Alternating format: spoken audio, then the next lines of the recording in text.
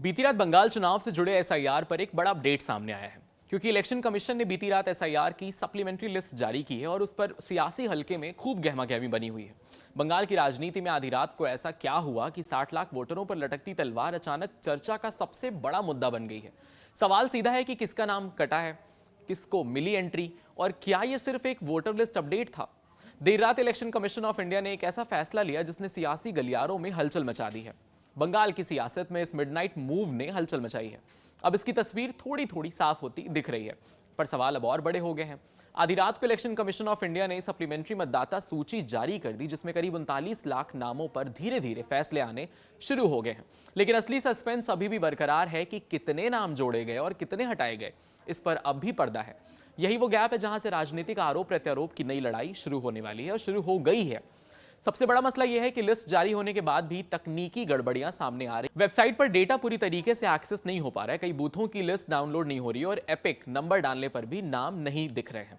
अब इसे आप महज टेक्निकल ग्लिच माने या टाइमिंग पॉलिटिक्स माने, क्योंकि विपक्ष और पक्ष के बीच में यही बातें हो रही हैं, जिससे यह बहस तेज हो गई है। पहले 60 लाख वोटरों पर सस्पेंस था और अब अधूरी जानकारी के साथ जारी हुई लिस्ट ये सिर्फ डेटा अपडेट नहीं है, बल्कि चुनावी नैरेटिव सेट करने वाला एक मूव बन चुका है, जैसा कि विपक्ष आरोप लगा रहा है। आने वाले दिनों में यही मुद्दा बंगाल की राजनीति का सबसे बड़ा ट्रिगर बनने वाला है। सवाल उठ रहा है कि क्या यह फर्जी वोटरों की सफाई है या फिर चुनाव से पहले समीकरण बदलने की कोशिश है। बंगाल जैसे हाई वोल्टेज राज्य में जहां हर वोट सत्ता की दिशा तय करता है, वहां 60 लाख नामों पर सस्पेंस कोई छोटी बात नहीं है। राजनीतिक विश्लेषकों का कहना है कि वोटर लिस्ट में इतना बड़ा बदलाव सीधे चुनावी नैरेटिव को बदल सकता है। अगर हटाए गए नामों में किसी एक वर्ग या इलाके का रेशियो ज्यादा है तो इसका असर सीटों पर साफ दिखेगा। यही वजह है कि दोनों पक्ष अपने अपने तरीके से इस फैसले को जनता के सामने पेश कर रहे हैं। बंगाल के मुख्य निर्वाचन अधिकारी मनोज कुमार अग्रवाल के मुताबिक अब तक करीब 29 लाख नामों की जांच पूरी की जा चुकी है। जिन मामलों में न्यायिक अधिकारियों ने अपना फैसला सुना दिया है, उन्हें इस पूरक सूची में यानी सप्लीमेंट्री लिस्ट में शामिल किया जा रहा है। हालांकि अभी यह स्पष्ट नहीं है कि कितने नाम बचे हैं, कितने काटे गए हैं।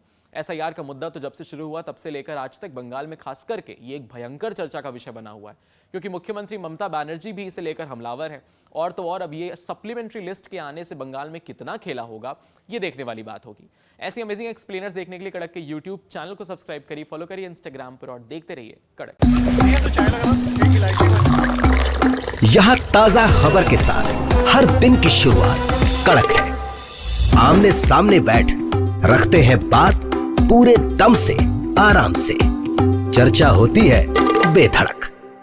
यहाँ किस्से कहानियों में बोल सरल और अंदाज बेहद कड़क मिलता है। जीने में एक तेवर है, जो आता है सही ज्ञान जानकारी और उससे कमाई कड़क नोट से।